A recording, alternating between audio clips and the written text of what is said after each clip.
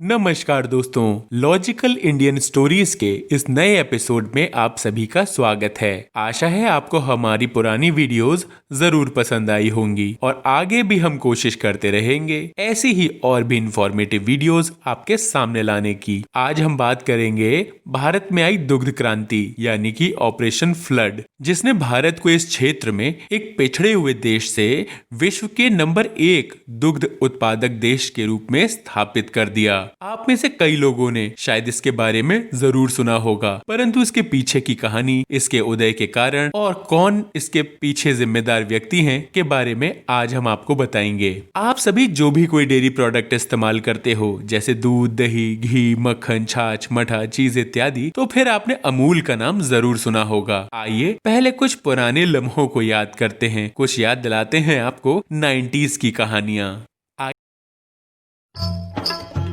मेरो गाम काठा पारे जा, दूध की नदियाँ बाहे जा, कोयल टोको गाए, हमारे घर आंगना ना भूलो ना, हमारे घर आंगना ना भूलो ना।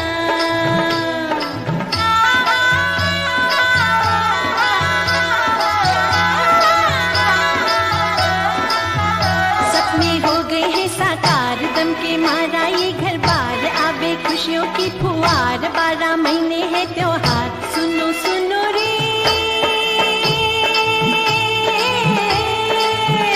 दूध का सागर बहता जाए, कंगन सोने के खनकाए, सुनो द्वार पे शहनाई, हमारे घर झंझन लक्ष्मी के बाजे, ओ हमारे घर झंझन लक्ष्मी के बाजे।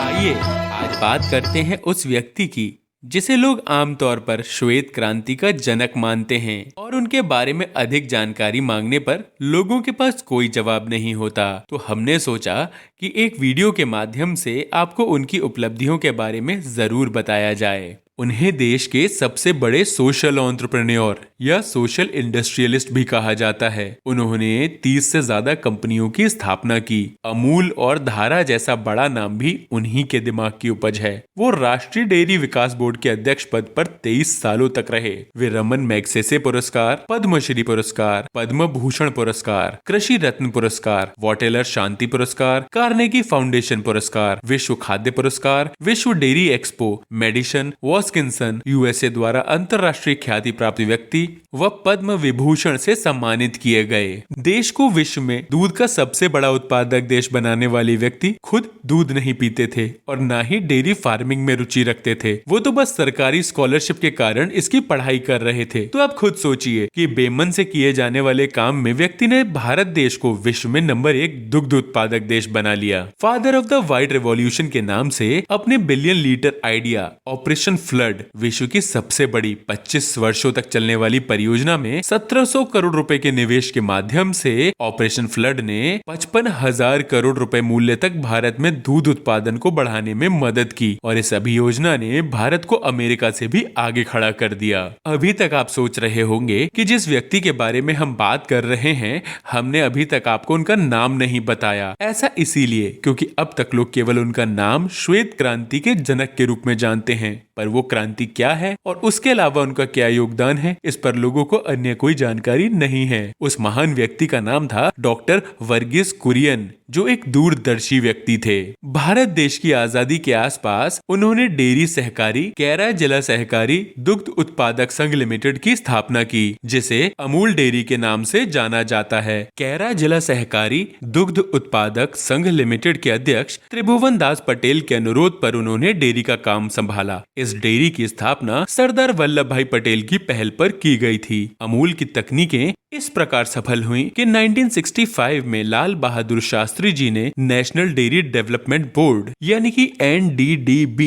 की स्थापना की, ताकि वे इस कार्यक्रम को देश के कोने कोने में फैला सकें। NDDB ने 1970 में ऑपरेशन फ्लड की शुरुआत की, जिससे भारत दुनिया का सबसे बड़ा दुग्ध उत्पादक देश बन गया। 60 के दशक में भारत में दूध की खपत जहां 2 करोड़ टन थी, वहीं 2017-18 में यह 17.6 करोड़ टन पहुंच गई। दिसंबर से मार्च तक जब दूध का उत्पादन अधिक मात्रा में होता है, तब किसानों को दूध बेचने के लिए कोई नहीं मिलता था। ऐसे में दूध को पाउडर में कन्वर्ट कर दिया जाता तो बात बन जाती, लेकिन उस समय तक सिर्फ गाय के दूध को पाउडर में बनाने की तकनीक उपलब्ध थी। ऐसे में डॉक्टर कुरियन ने अमेरिका में उनके बैचमेट रहे H.M. डलाया को आनंद बुलाया और वहीं रहने पर राजी कर लिया। आनंद वही जगह है जहां पर अमूल की स्थापना हुई। जल्द ही H.M. डलाया ने भैंस के दूध से स्किम दूध, पाउडर और कंडेंस मिल्क बनाने का आविष्कार कर लिया। इससे पहले गाय के दूध से पाउडर का निर्माण किया जाता था। उस वक्त भैंस के दूध का पाउडर बनाने की तकनीक उपलब्ध नहीं थी। 1955 में दुनिया में पहली बार भैंस के दूध का पाउडर बनाने की तकनीक को विकसित किया गया। कैरा डेयरी में अक्टूबर 1955 में ये प्लांट लगाया गया और ये अमूल की बहुत बड़ी सफलता थी। इस इनोवेशन ने ही अमूल को दुनिया भर की कंपनियों के मुकाबले एक कॉम्पिटिटिव एज दे दिया और आज अमूल लगभग $6 बिलियन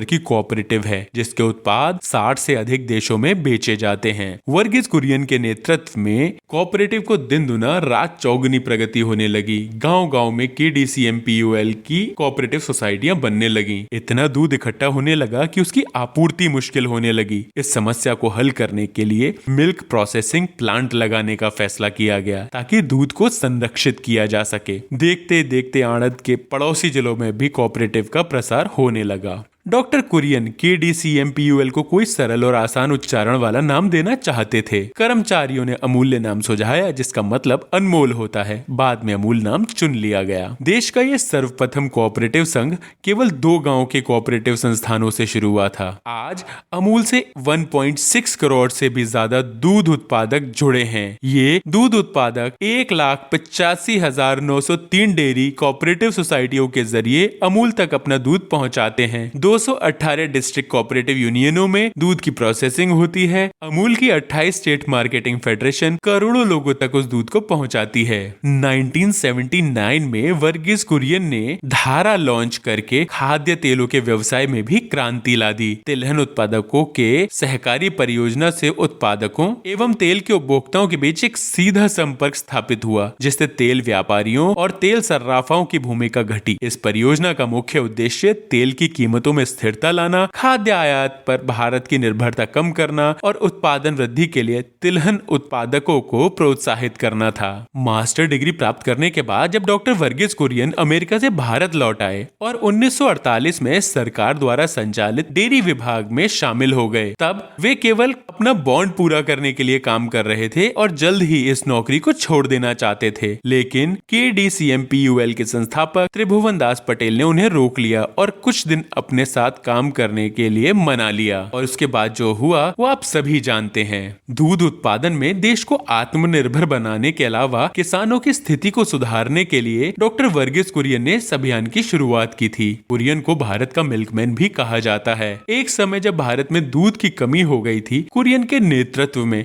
भारत को दूध उत्पादन में आत्मनिर्भर बनाने की दिशा में काम शुरू हुआ। कुरियन देश में billion litre idea, operation flood, dairy farming जैसे अभियान शुरू किए। आज इन्हीं की बदौलत भारत दूध उत्पादन में विश्व में नंबर 1 पर है। इन्हीं की बदौलत 1/3 ग्रामीण आय का स्रोत दुग्ध उत्पादन है। दोस्तों, इस वीडियो को बनाने के पीछे का उद्देश्य आपको कुछ ऐसी इंडियन स्टोरीज बताना है जिनके लिए या तो आज हमारे पास समय नहीं है या जिन लोगों को हम अपनी व्यस्तता के कारण भूलते जा रहे हैं। अगर आपको हमारी ये मेहनत पसंद आई तो इसे शेयर कर हमारे चैनल लॉजिकल इंडियन स्टोरीज को सब्सक्राइब कर सकते हैं। धन्यवाद।